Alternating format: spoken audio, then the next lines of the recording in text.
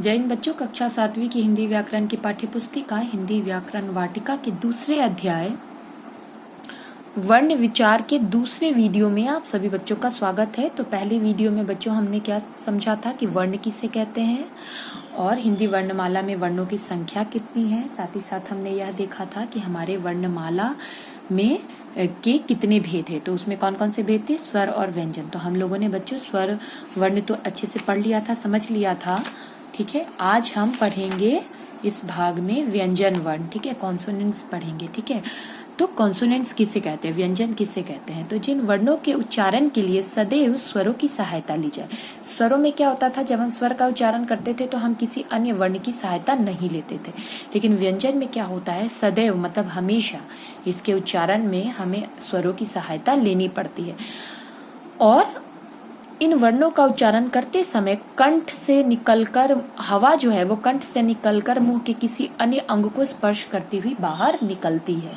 ठीक है, यहाँ पर क्या बताया जाता है, व्यंजन में क्या होता है, व्यंजन में कि इसका उच्चारण हम स्वरों की सहायता से करते हैं और जब हम इसका उच्चारण करते हैं तो हवा जो है वो हमारे कंठ मतलब गले से निकलती है और मुख के किसी भाग से टकराकर ही बाहर निकलती है। तो अगर आपसे पूछा जाए कि व्यंजन किसे कहते हैं तो आप क्या कहोगे कि जिन वर्णों के उच्चारण के लिए स्वरों की सहायता ली जाए उसे हम व्यंजन कहते हैं।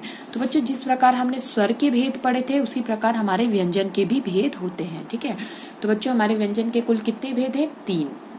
पहला स्पर्श व्यंजन, वो व्यंजन जो स्पर्शी हो, ठीक है, मुख के किसी भाग को छूकर जिनका उच्चारण होता हो। अंतस्थ व्यंजन और ऊष्म व्यंजन। तो ऊष्म व्यंजन वे व्यंजन होते हैं जिनको जब हम बोलते हैं तो मुख से हमारे गर्म हवा बाहर निकलती है। और अंतस्थ व्यंजन कौन होते हैं? ये इनका जब हम उच्चारण करते हैं तो हमारी जो जीभ है वो मुख के किसी भी स्थान को, जैसे जब हम स्पर्श व्यंजन बोलते हैं तो हमारा जो जीभ है पूरा किसी एक स्थान को छूती है। लेकिन अंतस्थ व्यंजन को बोलते समय हमारी जो जीभ है वो मुख के किसी भी भाग को पूरा नहीं छूती, थोड़ा थोड़ा छूती है और उच्चारण हो जाता है, तो वे अंतस्थ कहलाते हैं। ठीक है, तो आइए सबसे पहले स्पर्श व्यंजन पढ़ते हैं। जिन वर्णों के उच्चारण के समय जिह्वा मतलब जीभ मुख के किसी न किसी भाग को स्पर्श करती है, छू लेती है, उसे स्पर्श व्यंजन कहते हैं। ठीक है, तो क च ट त प, मैंने क्या बोला था, क च ट त प, ये 5 जो वर्ग हैं ये पांचों ही स्पर्शी वर्ग हैं। ठीक है, ये पांचों ही स्पर्शी वर्ग हैं। ठीक है, और इनमें क्या होता है, क वर्ग किसी अलग भाग को छूता है, मतलब क वर्ग का उच्चारण करने में जीभ किसी अन्य भाग को छूती है, च में किसी अन्य भाग को, ट में अन्य भाग को, त में अन्य भाग को और प में अन्य भाग को। ठीक है, तो ये सारे हमारे स्पर्शी व्यंजन हैं। जैसे इनका नाम भी इनका नाम पता है, क वर्ग का नाम क्या है? कंठ से उच्चारित। ठीक है, मतलब कंठोष्ठ वर्ण। तो इनको कंठोष्ठ वर्ण इसलिए कहते हैं क्योंकि इनके उच्चारण में आवाज कहाँ से आती है? कंठ से आती है। जैसे बोल के देखिए, क ख ग घ अंग, हर जगह आवाज कंठ से आई, जीभ आपके मुख में एक जगह था। अब जब च वर्ण को बोलोगे तो इसको तालव्य वर्ण कहा जाता है, मतलब तालु से उच्चारित होने वाला। जैसे बोल के देखो, च छ ज झ य, जब ये पांचों आप बोलते हो तो आपकी जीभ जो है कहाँ चिपकती है बच्चों? मुख के ऊपरी भाग पर, तालु पर, है ना, चिपकती है ना। बोल के देखो, च छ ज झ य, तो इनको हम तालव्य वर्ण कहते हैं। तीसरा है ट वर्ग। ट ठ बोलोगे तो आप देखोगे क्या होता है कि तालु जो है, जैसे आप च छ ज बोलते हो तो दांत के थोड़ा ऊपर जीभ आपका चिपकता है, च छ। और जब आप ट ठ ड ड बोलते हो तो उससे भी थोड़ा ऊपर, है ना, चिपकता है जीभ, उसको हम मूर्धा कहते हैं। इसलिए इन ट ठ ड ढ अड़ और ढ को हम मूर्धन्य वर्ण कहते हैं, जो हमारे मूर्धा से चिपकता है, तालु से भी थोड़े ऊंचे भाग को। बोल के देखो, ट ठ ड ढ अण अड़ ढ। ठीक है, तो यहाँ पर हमारा जीभ कहाँ पर बच्चों छू रहा है? तालु से भी थोड़ा ऊंचा। ठीक है, तो उसको मूर्धा कहते हैं, तो इसलिए इन वर्ण को हम मूर्धन्य वर्ण कहते हैं। अब त थ द द बोल के देखो, त थ द ध न, तो आपकी जीभ कहाँ चिपक रही है बच्चों? दांत पे। तो इन वर्णों को हम क्या कहते हैं? दंतोष्ठ, सिर्फ दंतव्य वर्ण, मतलब जो है हमारे दांत से टकराकर जीभ हमारी टकराती है और तब ये इसका उच्चारण होता है, तब इसकी ध्वनि निकलती है मुख से। अब आता है प। प, फ, ब, भ, म। इन पांचों को बोला तो आपके मुख का कौन सा भाग चिपकता है बच्चों? हमारी होठ है ना, तो इसको ओष्ठ्य वर्ण कहते हैं। तो ये हमारे स्पर्शी व्यंजन कुल कौन कौन से? 25 है। कौन कौन से?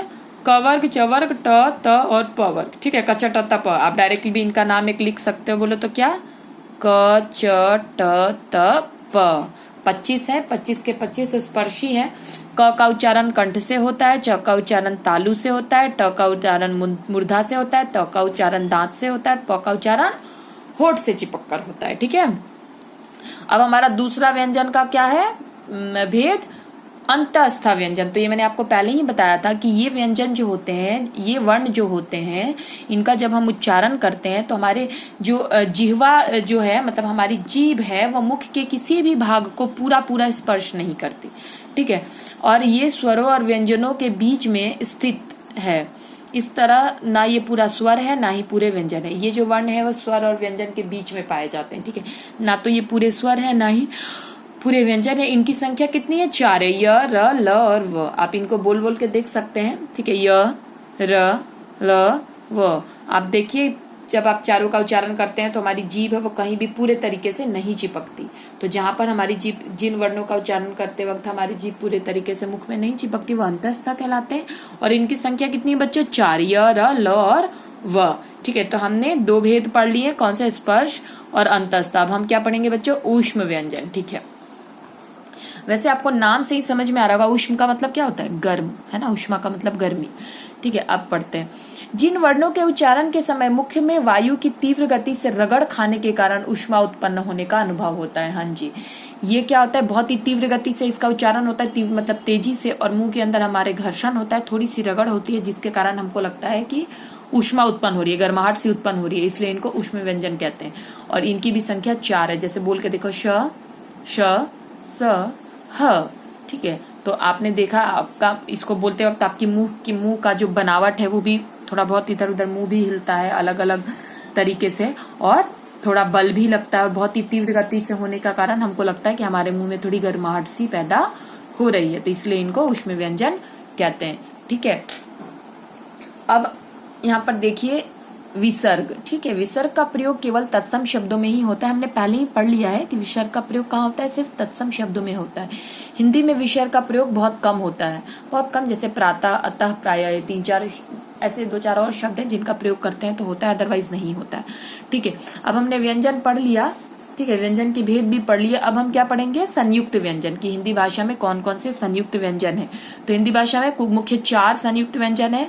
अक्षर, जिसका निर्माण क और श से होता है, त्र, त और र से बनता है, ज और य से ज्ञ बनता है, श और र से श्र बनता है। द्वित्व व्यंजन, यहाँ पर एक और व्यंजन हमने पढ़ा, द्वित्व व्यंजन।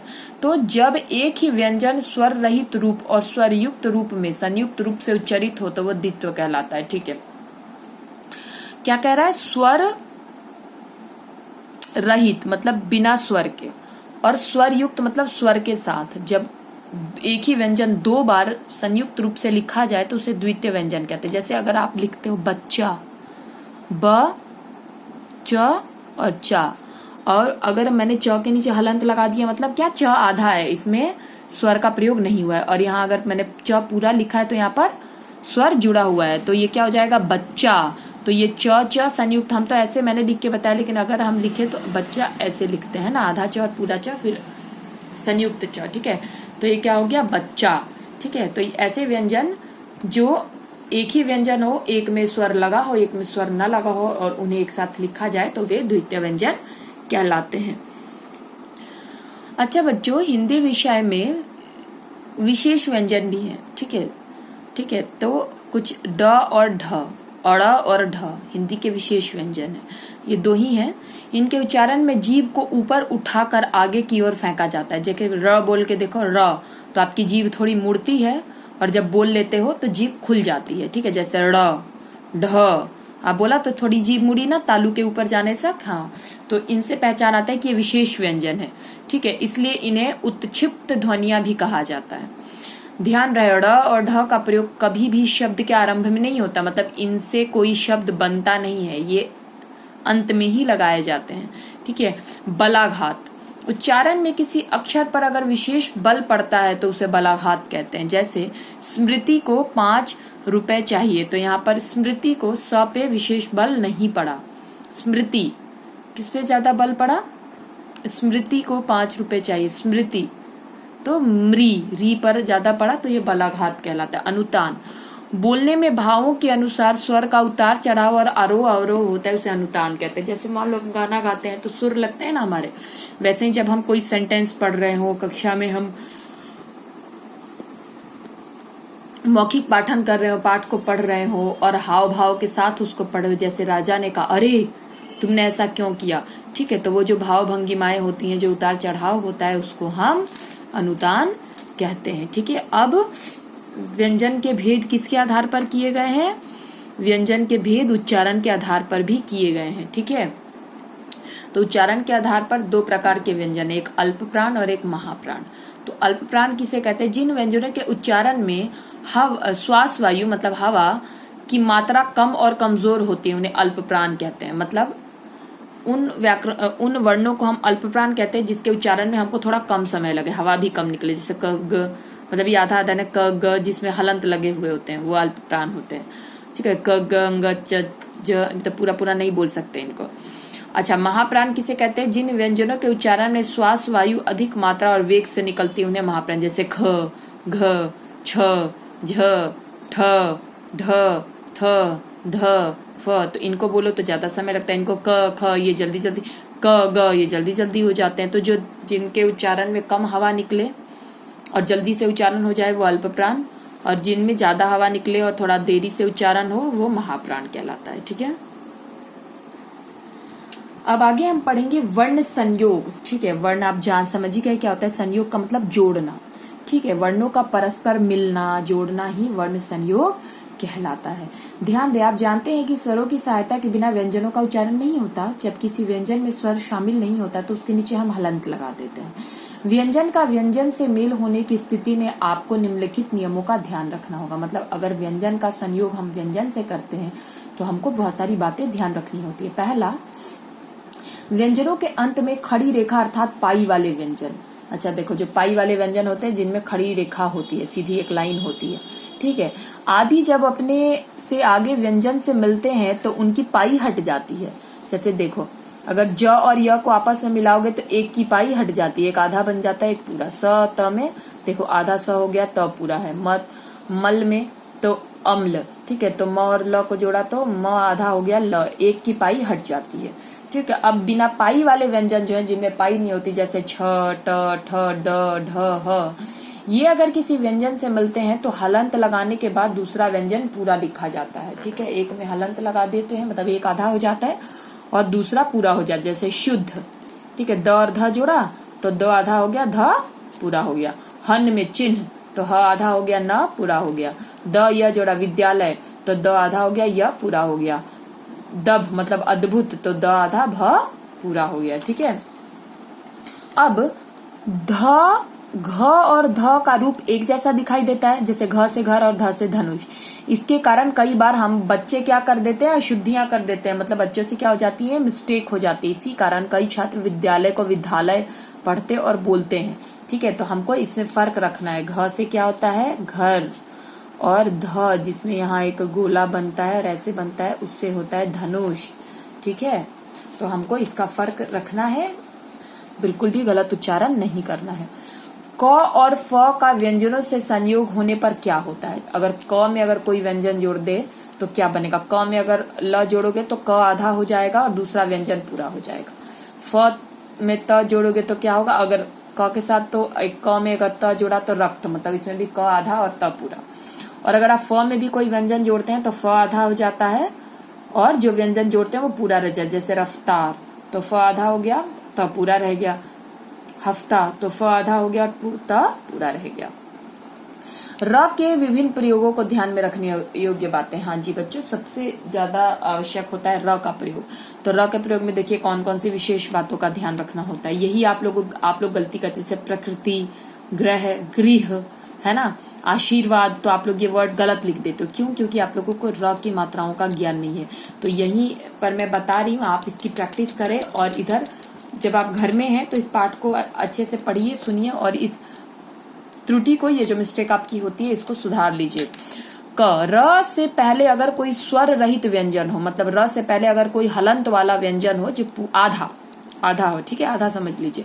र से पहले अगर कोई आधा व्यंजन हो तो र उसके पैर के नीचे आ जाता है, ठीक है, जैसे क्रम, प्रकाश, द्रव्य, ग्रह। अच्छा, जब र में कोई स्वर वर्ण न हो, मतलब जब र खुद ही आधा हो, तो वो अपने आगे वाले वर्ण के ऊपर चला जाता है, रेफ बन जाता है। देखो मर्म, मतलब जहाँ पे र खुद ही आधा हो तो वो अपने आगे वाले वर्ण के ऊपर माथे पर लग जाता है, ठीक है, रेफ की मात्रा के रूप में, जैसे मर्म, पर्वत, है ना, कर्ज। अच्छा, तीसरी अवस्था में क्या होता है, र या ड के साथ संयोग होने पर, ठीक है, र का संयोग या तो र के साथ हो या ड के साथ हो, तो वो नीचे लग जाता है इसके रूप में, ठीक है। तो जैसे ट, ट्र, राष्ट्र, ट्रक, ड, ड्रम, ड्रामा।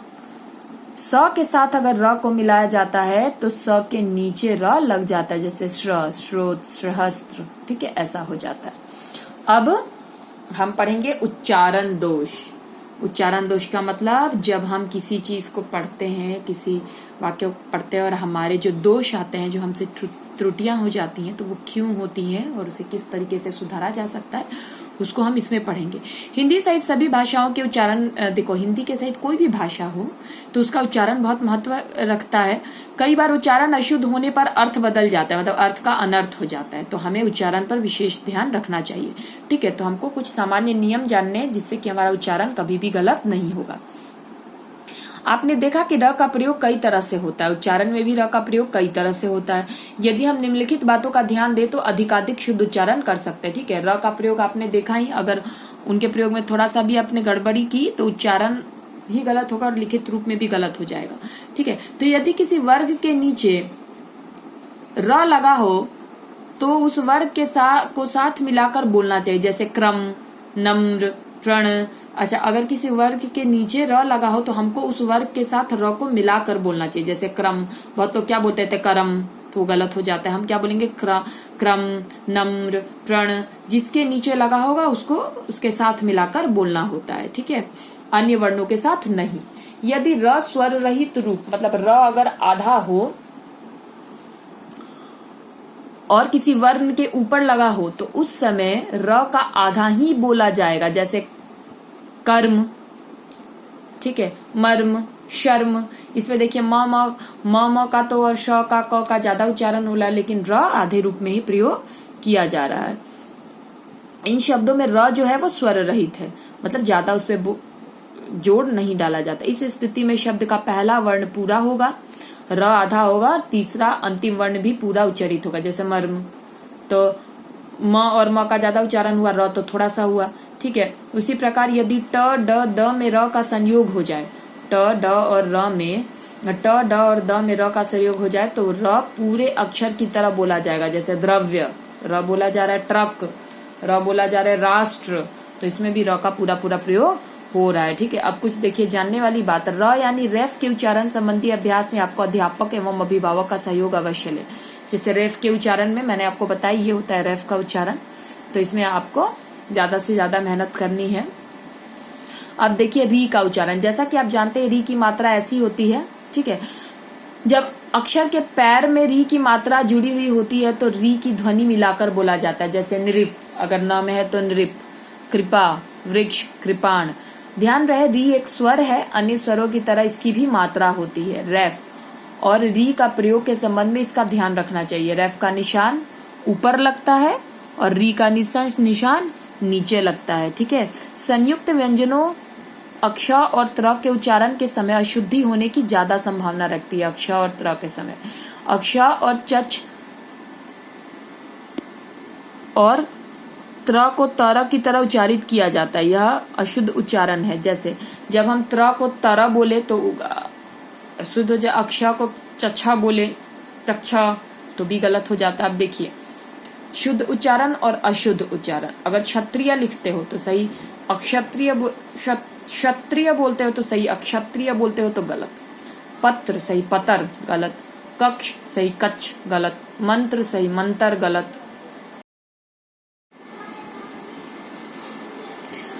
अब आगे देखिए, व्यंजनों के उच्चारण में सबसे अधिक अशुद्धियां ह्रस्व और दीर्घ स्वर में ही होती है। ठीक है, जब हम स्वर की मात्रा लगाते हैं ना, ह्रस्व कितने हैं हमारे, मैंने बताया था ह्रस्व स्वर कितने हैं बच्चों, ह्रस्व हमारे कुल 4 हैं और दीर्घ बाकी के 7। ठीक है, तो जब ह्रस्व और दीर्घ की मात्राएं हम व्यंजन में जोड़ते हैं ना, तभी हमसे सबसे ज्यादा गलतियां होती हैं। आप लोग मात्रा गलत लगा देते हैं ना, तो देखिए, चल चाल, कल काल, कम कम, पर पार। ठीक है, तो ये देखिए, अगर आपने कल बोला तो काल होगा, कीन तो किन होगा, दीन दिन होगा। अगर आपको दिन लिखना है, मतलब इस दिन ये हुआ, तो अगर आप दिन लिख देते हो तो दिन मतलब गरीब होता है। अर्थ का अनर्थ हो गया, मात्रा गलत लग गई। तो उच्चारण पर ध्यान दीजिए, जैसे मील, मिल, अगर मुझे किसी से मिलना है, मिलने को कहना है तो मिल, अगर मील लिख देती हूं तो गलत हो गया, मील तो दूसरा हो जाएगा। पिला, पिला मतलब पानी पिलाने के सेंस में, और अगर पिला तो फिर ये पीला हो गया, रंग। कुल मतलब सारा, कूल गलत हो गया। सुना गलत, सुना। ठीक है, तो सुनना। सुख, सूख, ये सूखने का सेंस में हो जाएगा, और ये सुख मतलब हमारा सुख, हैप्पीनेस। चूना, ठीक है, चूना मतलब हमारा वो चूना व्हाइट वाला, और चुना मतलब किसी चीज को पिक करना, चुनना। बेर, बेर हमारा वो खाने वाला, और बैर, बैर मतलब दुश्मनी। मेला फिर, और मैला, मैला मतलब गंदा। सो, सो मतलब सोना, और 100, 100 का मतलब 100 है ना, 100 रुपए। आंधी, वो जो आंधी तूफान, और आधी मतलब हाफ। पढ़, पढ़ मतलब पढ़ना, पढ़, पढ़ मतलब पड़ जाना, गिर जाना। आप लोग भी कई बार लिख देते हो ना पढ़ने का पढ़ना, तो देखो फर्क यही है, ढ लगेगा, अड़ नहीं। हंस, हंस मतलब आपका हंस है ना, और हंस, हंस मतलब हंसना। बड़, बढ़, बढ़, बढ़ मतलब थोड़ा बड़ा, और बढ़ मतलब आगे बढ़ना। है, सेंटेंस को जब हम कंप्लीट करते इज के सेंस में होता है। हैं जब हम किसी को थोड़ा सम्मान देते हैं तब लगाते हैं, ये बहुवचन में भी लगाते हैं। वह, वह मतलब दैट के सेंस में, और बह मतलब बह जाना। कहे, कहे मतलब, और कहे, कहे सही होगा, कहे गलत हो गया। बन, बन मतलब किसी चीज का बनना, और वन, वन मतलब वन मतलब जंगल। ठीक है, तो यहाँ पर आपने क्या देखा, ये सारे शब्द एक दूसरे से मिलते जुलते हैं, लेकिन इनके उच्चारण में हमको थोड़ा ध्यान रखना पड़ता है। अब देखिए, आगत ध्वनियों के उच्चारण के समय आपको विशेष ध्यान रखना चाहिए। आगत ध्वनि मैंने बताया था, वे ध्वनियां जो उर्दू, फारसी और अंग्रेजी और बहुत और भी अलग सारे शब्दों से ली गई हैं, उनके उच्चारण में हमको ध्यान रखना चाहिए। अगर थोड़ा भी उनके उच्चारण में हमने त्रुटि की तो अर्थ ही बदल जाएगा। जैसे एक होता है फ, और एक होता है फारसी का फ। ठीक है, शब्दों के साथ फ ध्वनि है, उसका उच्चारण उसी के साथ होना चाहिए। जैसे फन और फन, तो इसमें फन का अर्थ होता है कला। अगर हम में कोई कला है, जैसे नृत्य की कला, संगीत की कला, तो हम कहेंगे उस बच्चे में बड़ा फन है। और अगर सांप का फन है तो उसको फन नहीं बोलोगे, उसको आप फन बोलोगे। ठीक है, अच्छा, दूसरा नियम जैसे क ख ग ज, मैंने इसको इसलिए बोला क्योंकि इसके नीचे नुक्ते लगे हुए हैं। तो ये फारसी की ध्वनि है, इनका कभी कभी हिंदी में ध्यान देना बहुत जरूरी हो जाता है। जैसे राज, तो राज मतलब किसी भी, कोई भी राजा का शासन, और अगर राज तो राज का क्या हो जाता है, रहस्य, कोई सीक्रेट। ठीक है, यदि इन दोनों उच्चारण के समय ज और ज का ध्यान नहीं, अगर ज और ज का ध्यान रखते हैं तो अर्थ समझ में आ गया, और अगर ज और ज का ध्यान नहीं रखते हैं तो क्या हो जाएगा, अर्थ का अनर्थ हो जाएगा। गज और गज, खुदा और खुदा। ठीक है, दोनों में फर्क, ये खुदा मतलब खोदना, और ये खुदा मतलब भगवान, अल्लाह। ठीक है, तो दोनों में बड़ा फर्क होता है। जरा सा आपने देखा ना, आपने नुक्ता लगाया ही नहीं तो अर्थ कितना जल्दी बदल गया।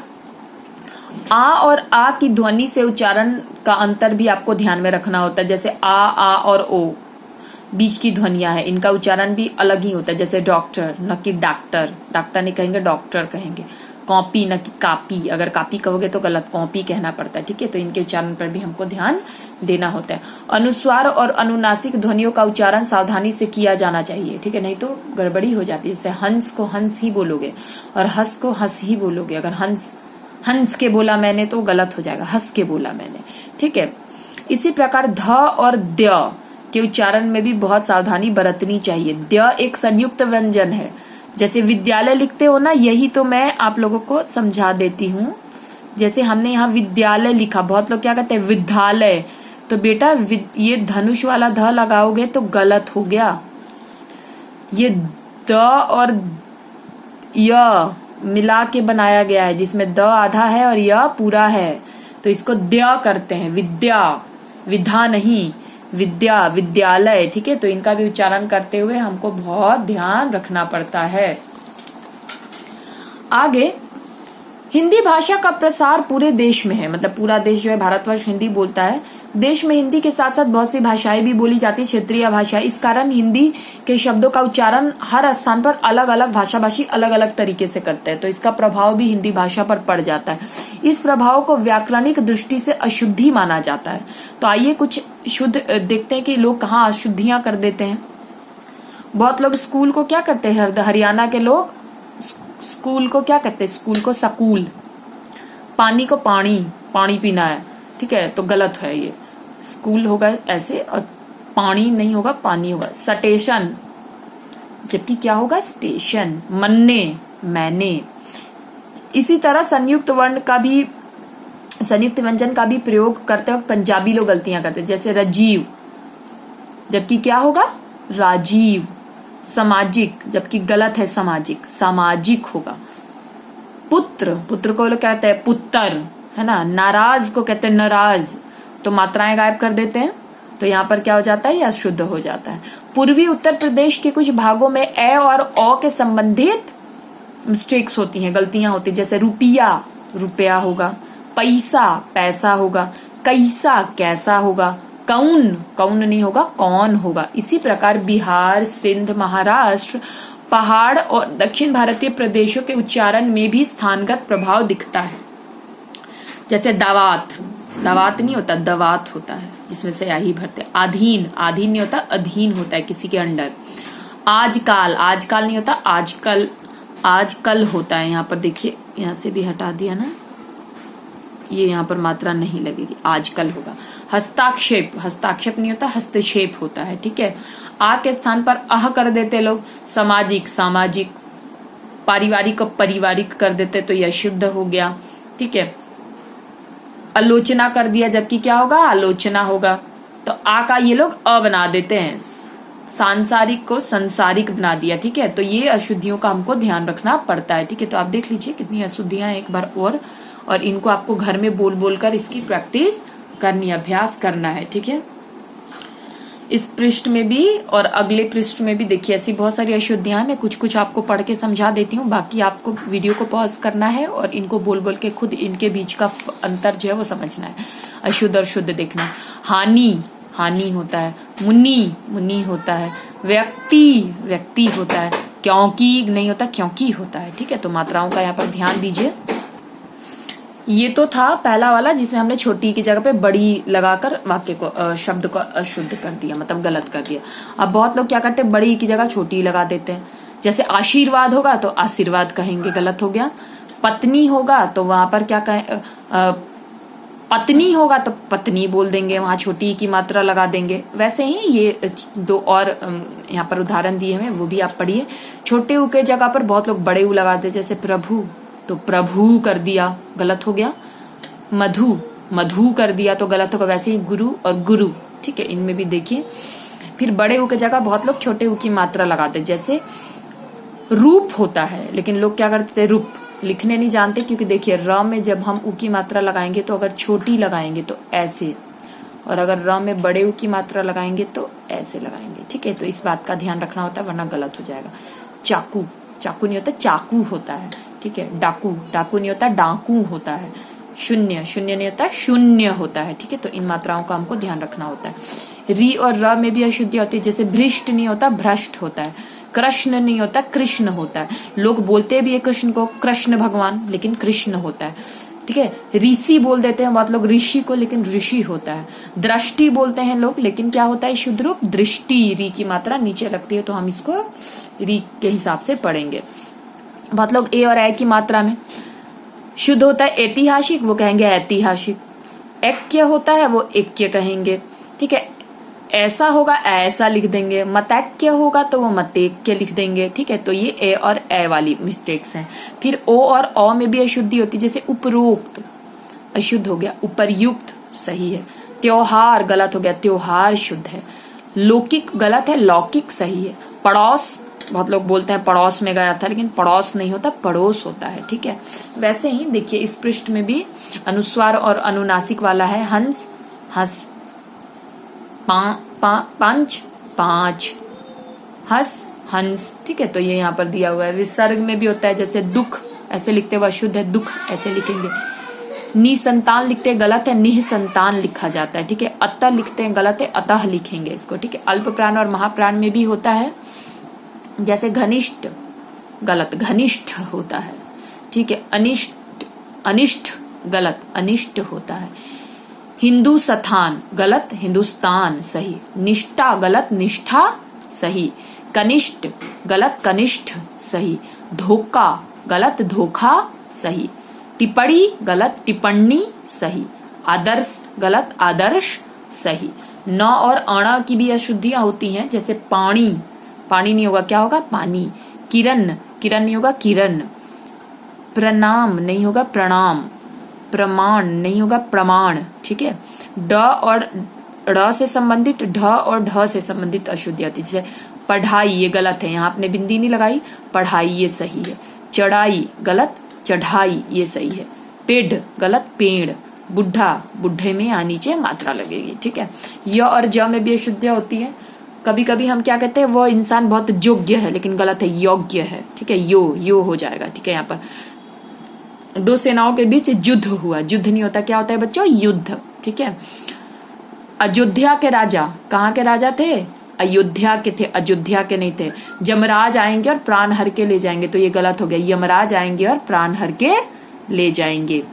तो इस पृष्ठ में भी देखिए हमने बहुत सारी अशुद्धियां देखी, तो इन्हें आपको बार बार घर पर पढ़ना है, उच्चारण करना है। ठीक है, और इनमें अंतर देखना है कि कब हम कैसे लिखेंगे तो सही होगा, कैसे लिख देने से गलत हो जाता है। ये सामान्य रूप से होने वाली जो गलतियां हैं ना, जो सामान्य रूप से सामान्यतः लोग कर देते हैं, ये वही है। ठीक है, उन्हीं को बताया गया कि किस प्रकार से लोग अशुद्ध कर देते हैं, जरा सा ध्यान नहीं रखने के कारण। अब र और ड़ से भी संबंधित अशुद्धियां हैं, जैसे सड़क। अगर आपको सड़क लिखना है तो आप ये वाला र अगर इस्तेमाल कर देते हो तो गलत हो गया। पिंजड़ा, पिंजड़ा में क्या होता है, पिंजड़ा नहीं होता है, पिंजरा होता है, पिंजरा होता है। ठीक है, तो यहाँ ये वाला र लगेगा। घबराना गलत, घबराना सही। गणेश गलत, गणेश सही। व और ब की भी अशुद्धियां होती है, जैसे बहुत लोग वास्तव कहते हैं, वास्तव नहीं होता, क्या होता है, वास्तव। पूरब, पूरब नहीं होता, पूर्व होता है। वसंत नहीं होता, बसंत होता है। माण नहीं होता, पाण होता है। ठीक है, अब तलाविश, दंत और मूर्धन्य श, इनसे संबंधित मिस्टेक्स हैं जो वो देखिए कैसी होती हैं। सबसे ज्यादा यही होती है नमस्कार, नमस्कार। षटकोण, षटकोण। शमशान, शमशान। अभिषेक, अभिषेक। प्रसाद, प्रसाद। शासन, शासन। ठीक है, छ और अक्ष की अशुद्धियां, अक्षात्र, छात्र। क्षत्रिय गलत, क्षत्रिय सही। क्षमा गलत, क्षमा सही। लक्षण गलत, लक्षण सही। कक्षा गलत, कक्षा सही। क्षुधा गलत, क्षुधा सही। ठीक है, व्यंजन के गुच्छों की अशुद्धियां, कहीं कहीं बहुत सारे व्यंजन आ गए तो हम वहां पर संयुक्त वर्ण में गलतियां हैं, जैसे सामर्थ गलत, सामर्थ्य सही होगा। ठीक है, सांत्वना तो ये गलत है, सांत्वना सही होगा। ठीक है, चिन्ह गलत है, चिन्ह, चिन्ह ऐसे शुद्ध रूप में लिखते हैं। उपलक्ष्य गलत है, उपलक्ष्य। उज्ज्वल गलत है, उज्ज्वल। ठीक है, मध्याह्न गलत है, मध्याह्न ये सही होगा। ठीक है, रेफ और री की मात्रा संबंधित भी अशुद्धियां होती हैं, जैसे दृष्टि गलत, दृष्टि सही। सृष्टि गलत, सृष्टि सही। कार्य, कर्म गलत, कार्यक्रम सही। ठीक है, कर्म, क्रम ये सही होगा। क्रम, कर्म ये सही होगा। मर्म गलत, मर्म सही। ठीक है, अच्छा, और भी कुछ अशुद्धियां हैं जो, जैसे आदरणीय तो आदरणीय होगा। ठीक है, श्राप, श्राप। कवियत्री गलत, कवियत्री सही। श्रृंखला गलत, श्रृंखला सही। स्थाई गलत, स्थाई सही। प्रदर्शिनी गलत, प्रदर्शनी सही। पूजनीय गलत, पूजनीय सही। सन्यासी नहीं, सन्यासी। आदर्श, आदर्श, ठीक है। ये क्या आदर्श हो जाएगा, ये आदर्श ऐसे लिखते हैं। अनुग्रहित नहीं, अनुगृहित। जाए, जाइए गलत, जाइए ऐसे लिखेंगे, ठीक है। महत्व तो महत्व ऐसे लिखेंगे, तत्त संयुक्त होगा, ठीक है। तो यहाँ पर आपने बहुत सारी अशुद्धियां देखी, तो आपको क्या करना है, इन्हें बार बार पढ़ना है और ऐसी होने वाली सारी अशुद्धियों को दूर करिए। अब इस पाठ के कुल 8 प्रश्न हैं। वर्ण किसे कहते हैं, अनुतान किसे कहते हैं, वर्णमाला किसे कहते हैं, हिंदी वर्णमाला में कुल कितने वर्ण हैं, अल्पप्राण और महाप्राण क्या होते हैं, संयुक्त व्यंजन और द्वितीय व्यंजन में क्या अंतर है, अनुस्वार और अनुनासिक में क्या अंतर है, स्वर व व्यंजन की परिभाषा देना है और अंतर भी स्पष्ट करना है।